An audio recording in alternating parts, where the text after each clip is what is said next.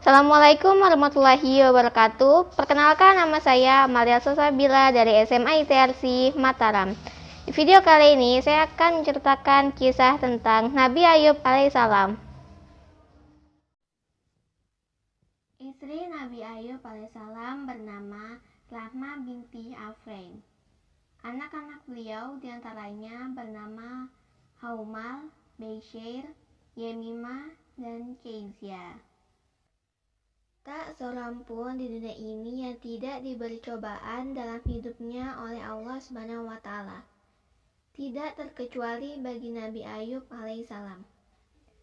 Nabi Ayub diutus oleh Allah Subhanahu wa Ta'ala di daerah Hauran, Yordania, Syria 1420 sampai 1540 sebelum Masehi. Tak hanya itu, seluruh kekayaan Nabi Ayub juga hilang, dan anak-anaknya meninggal dunia serta dijauhi semua orang kecuali istrinya. Meski demikian, Nabi Ayub menghadapinya dengan penuh kesabaran dan ketakwaan. Istrinya itu bekerja pada orang lain sebagai pelayan, dan hasil kerjanya itu ia belanjakan untuk makan dirinya dan suaminya. Istrinya bekerja demikian selama 18 tahun. Sebelum musibah menimpa, Nabi Ayub hidup dengan harta yang berlimpah, banyak anak, serta memiliki banyak tanah dan bangunan yang luas.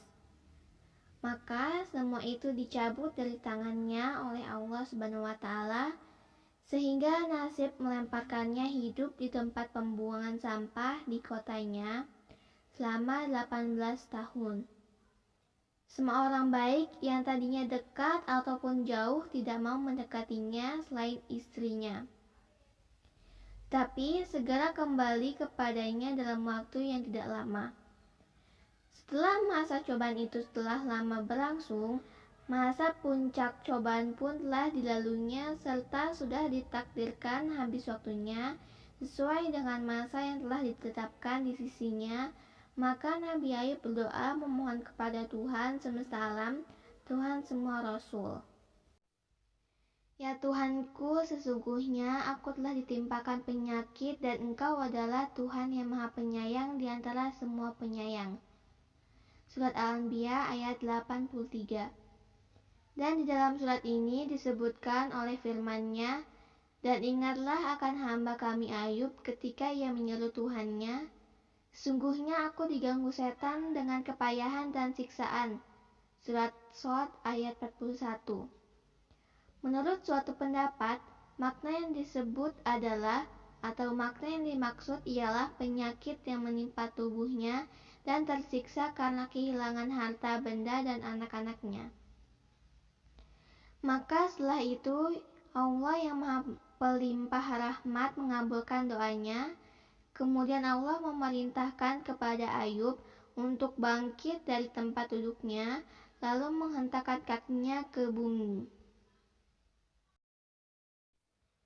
Nabi Ayub melakukan apa yang diperintahkan kepadanya, maka Allah Subhanahu wa Ta'ala menyumberkan mata air dari bekas injakan kakinya itu, dan Allah memerintahkan kepadanya agar mandi dengan air dari mata air itu.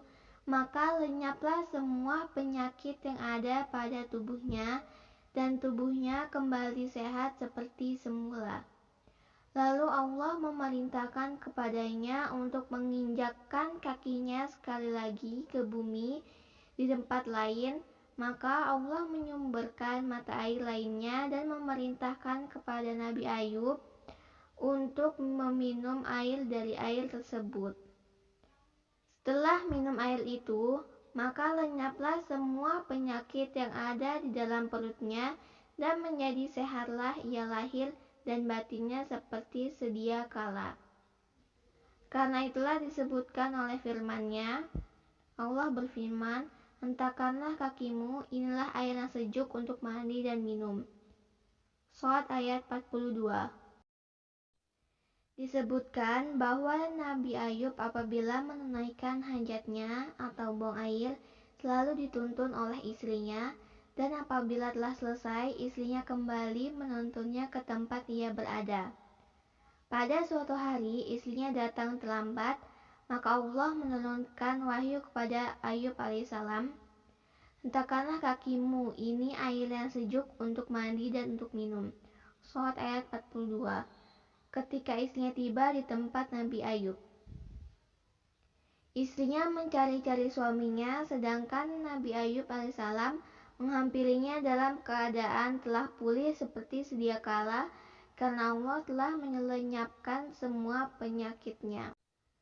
Ketika menyaksikan kedatangannya, istrinya bertanya, "Semoga Allah memberkatimu. Apakah engkau melihat Nabi Allah yang sedang mengalami cobaan yang tadi ada di sini? Maka demi Allah yang Maha Kuasa atas segalanya, aku belum pernah melihat lelaki yang lebih mirip dengan suamiku itu di masa ia masih sehat." Nabi Ayub menjawab, "Sesungguhnya aku sendirilah Ayub itu." Disebutkan bahwa Nabi Ayub mempunyai 2 buah peti, yang satu untuk wadah gabah gandum dan yang satunya lagi untuk wadah gabah jewawut. Maka Allah Subhanahu wa Ta'ala mengirimkan 2 kumpulan awan. Ketika kedua awan tersebut telah berada di atas wadah gegabah gandum dan wadah gegabah jewawut, awan tersebut menuangkan emas yang dikandungnya ke dalam wadah itu hingga luber. Berkat kesabarannya, keteguhan hatinya, ketaatannya, rendah dirinya, dan ketenangannya, Allah berfirman, "Dan kami anugerahi dia dengan mengumpulkan kembali keluarganya, dan kami tambahkan kepada mereka sebanyak mereka pula sebagai rahmat dari kami dan pelajaran bagi orang-orang yang mempunyai pikiran." Surat ayat 43. Al-Hasan dan Qatadah mengatakan bahwa Allah menghidupkan kembali anak-anak Nabi Ayub yang telah mati dan menambahkan kepadanya anak-anak yang sejumlah dengan itu. "Dan ambillah dengan tanganmu sikat rumput, maka pukullah dengan itu, dan janganlah kamu melanggar sumpah." Surat ayat 44. Demikian itu karena Ayub alaihissalam marah kepada istrinya, merasa tidak enak disebabkan suatu perbuatan yang telah dilakukan istrinya. Menurut suatu pendapat, istri Nabi Ayub telah menjual rambut kepangannya, lalu menukarkannya dengan roti untuk makan Nabi Ayub. Maka Nabi Ayub mencela perbuatan istrinya itu, bahkan sampai bersumpah bahwa jika Allah memberinya kesembuhan, ia benar-benar akan memukul istrinya dengan 100 kali derap pukulan. Setelah Allah Subhanahu wa Ta'ala menyembuhkannya dan menjadikannya sehat seperti sedia kala, maka tidaklah pantas jika istrinya yang telah berjasa memberikan pelayanan dan kasih sayang serta kebaikan kepadanya dibalas dengan pukulan. Akhirnya Allah memberikan petunjuk melalui wahyunya yang menganjurkan kepada Ayub untuk mengambil lidi sebanyak 100 buah yang semuanya dijadikan satu, lalu dipukulkan kepada istrinya sekali pukul. Di ujung cerita tentang kisah Nabi Ayub alaihissalam, kita dapat mengambil hikmahnya, yaitu bahwa buah dari kesabaran itu ialah keselamatan, jalan keluar, dan kesejahteraan. Terima kasih. Wassalamualaikum warahmatullahi wabarakatuh. Yeah, 큰일이 난 것 같아. 원래 이러는 거야. 말도 안 되는